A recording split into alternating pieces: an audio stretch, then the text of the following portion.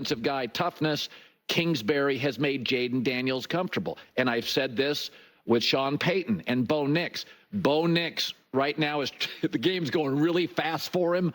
But we text yesterday with Sean Payton. They love where he's at, and he's making big chunk strides every week. So, and I think young people more than anybody need support. The older you get, you could be a comedy writer, you could be a sportscaster, you could be a mayor. The older you get, you generally have a team, you're surrounded by people, there's a consistency. But if you look, if you start looking around, these young guys need help. And it's also, and Cliff Kingsbury, a lot of people on the internet, all the trolls. Okay. So that's really the only part that he really kind of has to say about Bo Nix. But I really wanted to emphasize this point because I feel like Bo Nix right now and the Broncos are, because they didn't get off to as hot of a start as maybe as some people were thinking. So they're not having as deep of conversations as they did going into this season. But like Colin drops a little gem saying like, hey, I'm texting Sean Payton, and Sean Payton is, confident about, Bo Nix's progress and how he's getting better in chunks, right? That he's making these big strides. And that's what I talked about before in previous videos, that it's my belief that Bo Nix, because he's such a hyper intelligent person and obviously really, really cares, like he's all in on football, you're going to see this progress be more rapid. You're going to see him get it, right? When him and Sean Payton are looking at film and he's like, you did this and you should have done that, he's just going to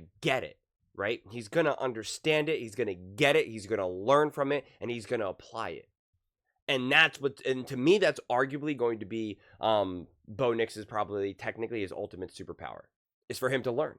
It's for him, not his arm, not his accuracy, not his ability to execute an offense. It's just to learn. And I think he's just going to soak this stuff up like a sponge and not fight it either. And that's the beauty. And this is what Colin was kind of talking about. And he was doing it more in the sense of Cliff Kingsbury and Jaden Daniels. But when you're a younger person and you're learning, it's so important who you have around you. I've known in my life that, as I was kind of going up through my life, getting older, I've had some really great people to impact my life. And I've had some really bad people as well, right? And it matters so much. I worked at a job when I was a therapist at a men's inpatient rehab facility. I was exposed to just some really bad bosses and supervisors. I just was. And it really derailed my career completely. It was not supportive. They made me feel like I was going crazy. They made me feel like, hey, this is just the hardest job ever. And that just is what it is, and you just got to deal with it, right? Like they never gave me the tools and the resources to be able to navigate the intensity and the insanity, quite frankly, of that job, and it derailed my career. If I was in a more supportive environment, because I went to training sessions that were given by the state, that were people that were there to like truly train you, and I felt empowered. I felt stronger. I felt smarter. They gave me tools to use when I would go there. And I would never forget, I was given these tools by these people, by the training from the actual state.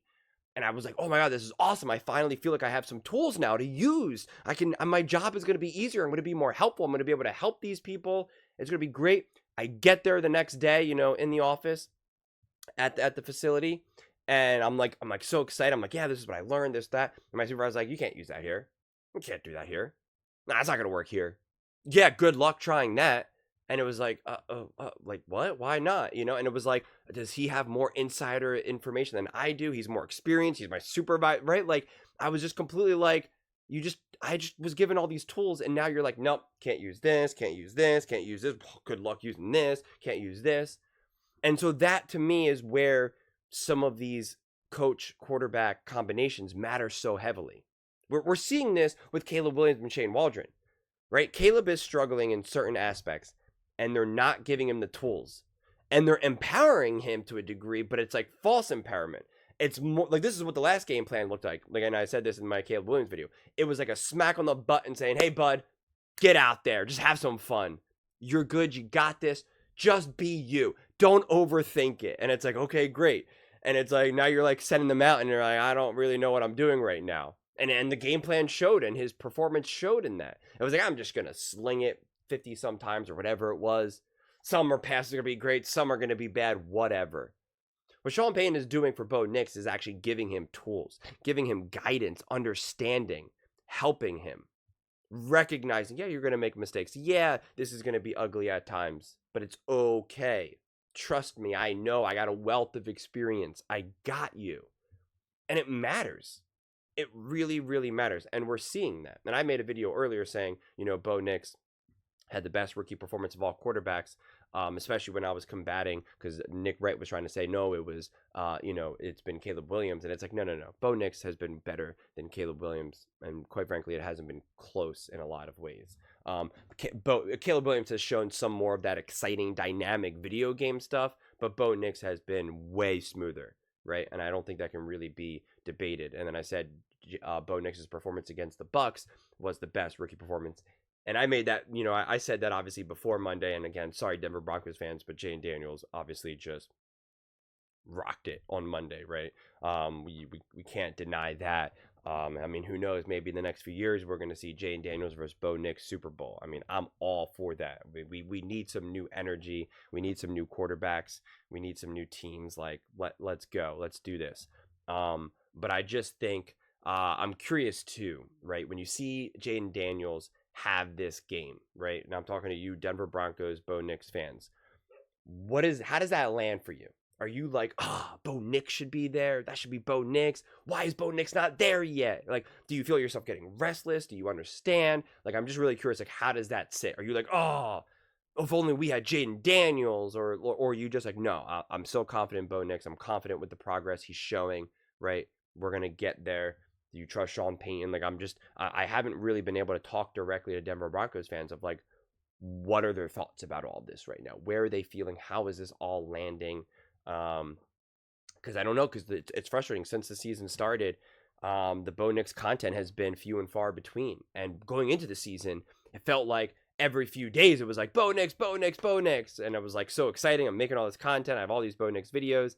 And it was great. And then this regular season started and it just hasn't been there. Like I've said now in many videos, it's been more about Caleb Williams failing than any of these other quarterbacks succeeding, right?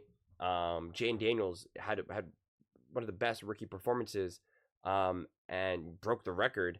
And yet he wasn't even like the top story in most of these sports clips. He was the second or third story. And it's like, come on. Jayden Daniels deserves his shine. So, and we know if it was Caleb Williams, he would be the number one story. And I feel like Bo Nix has been kind of experiencing that media as well. And granted, the Denver Broncos, those first two games, there was only so much to kind of talk about, I guess.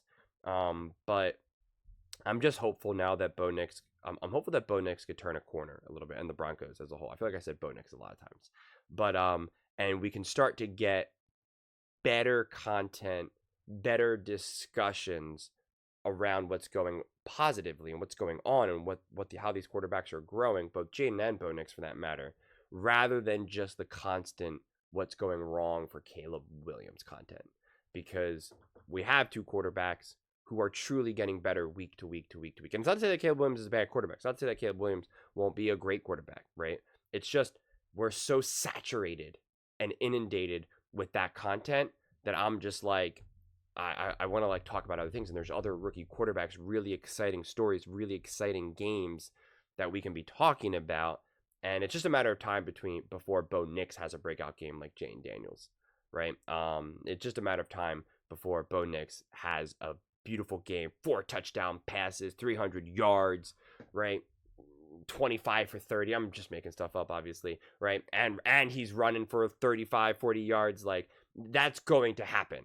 And then everyone's going to be like, Bo Nix, oh my God. And it's like, yeah, we've been saying that. And it will happen. And I love the slow and steady pace because everybody was trying to rip Sean Payton for his approach with Bo Nix so far. And it's like, Sean gets it.